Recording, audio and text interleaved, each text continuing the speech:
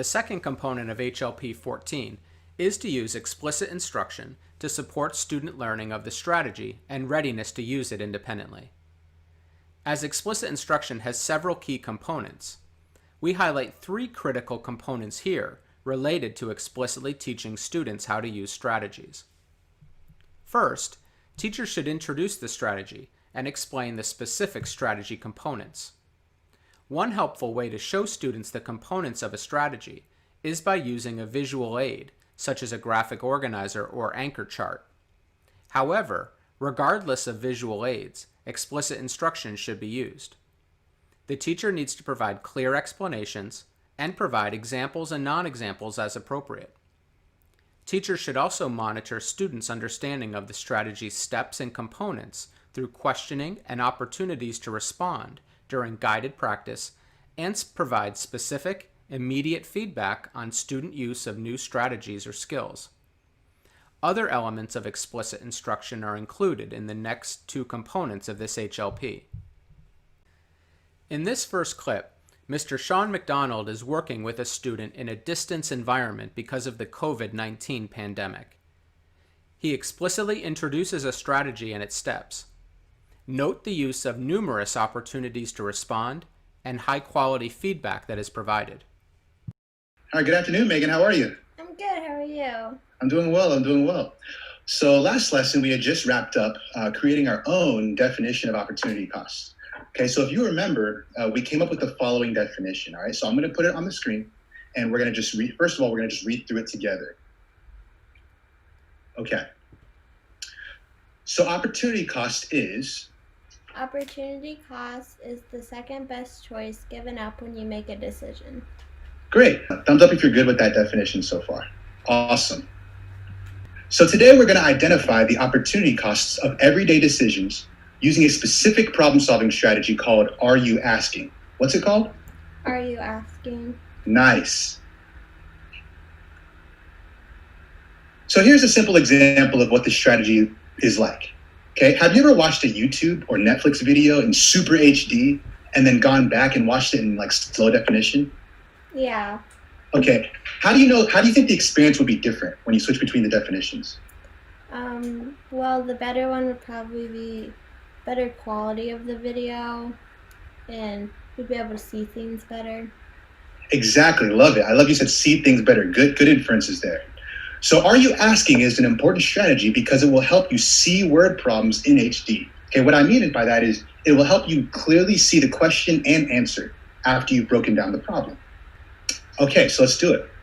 Here's a visual to the strategy steps of the Are You Asking strategy. Okay.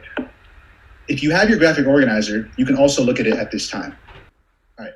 So Megan, as you see, each letter represents a step in the Are You Asking strategy.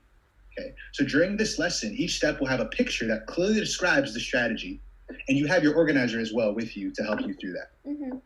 Okay. So what's the first step to the Are You Asking strategy?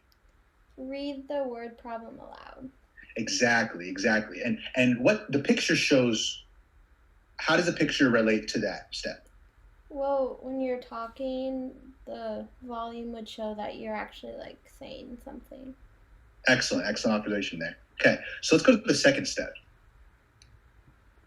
All right, so the second step is U, which stands for? Underline. Underline, correct. I love that you're also using your visual aid as a reference. Okay, what are you underlining exactly? The choice made. You're underlining the choice made, exactly, the choice that the character makes. This is where you will be able to easily spot the most important event in the story. When a what is made? The choice is made. When the choice is made, excellent. And what will you do once you've found where the choice is made? What are you going to do with your pencil? You can underline it. You can underline it, exactly. Let's keep going to the third step. All right, so the third step and final step starts with an A, which stands for? Asking yourself. The asking step, exactly, where you ask yourself, and what are you asking yourself? What second best choice was given up? The second best choice given up, good. The best part of this step, Megan, is because of steps 1 and 2, you will be able to see the answer really clearly, okay? So now that we've explained the Are You Asking strategy, let's go ahead and model how to use it, and then we'll practice it on our own. Another key part of explicitly teaching the components of a strategy is for the teacher to model its use. In order for students to see the purpose and application of a strategy, the teacher should provide models. These models can be likened to the I do portion of explicit instruction. For example, one effective way a teacher can model the use of a cognitive or metacognitive strategy for students is by using the think aloud approach to provide a verbal description of what completing each step looks like and demonstrate when to move on to the next step as they work through an example problem. When using think alouds, students observe the teacher using a strategy while narrating the steps to show how skilled problem solvers approach tasks. This supports students' metacognitive ability by helping them understand how to think about their thinking. In this clip, Mr. McDonald provides a clear model of how to use the strategy, but note how he continues to monitor the student's comprehension so he isn't doing all of the talking. Awesome. Okay, so Megan, let's go to the second step. So obviously you see a U with the image, okay? Using the visual tool on our screen, what does U stand for again? Underline. Underline the what? The choice made. Underline the choice that Deontay is making. Good. So I will now locate the choice made, and I can do this best by quickly scanning the paragraph for action verbs. Okay, action verbs like decide, choose, making a decision. So anytime the character is using those actions, that's where I can best find where he's going to make the choice. Okay, so I need to find those action verbs. Another hint is, will Deontay's choice likely be at the beginning of the story or more at the end of the story, do you think? At the end. At the end, exactly. So I'm going to start from the bottom and then move my way up. Okay, so I'm going to start scanning. And look, I found the action verb chooses. So he chooses to stay after school to get extra help for science. Can we go ahead and underline that sentence as the choice being made? Yeah. Absolutely. Excellent. So I'm going to go ahead and underline that. All right. Now let's go to the third and final step.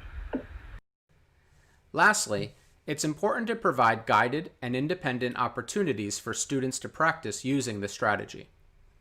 We can liken this stage of the process to the we do and you do parts of the explicit instruction strategy lesson. Teachers should provide students with guided and independent practice opportunities for each component of the strategy, or, in other words, scaffold the learning of the approach. In addition, students need opportunities to apply the overall strategy that includes all components. As students practice, teachers should provide specific, immediate feedback to let students know how they are progressing towards mastery of the strategy. Giving specific and immediate feedback also allows the teacher to correct mistakes and misconceptions quickly,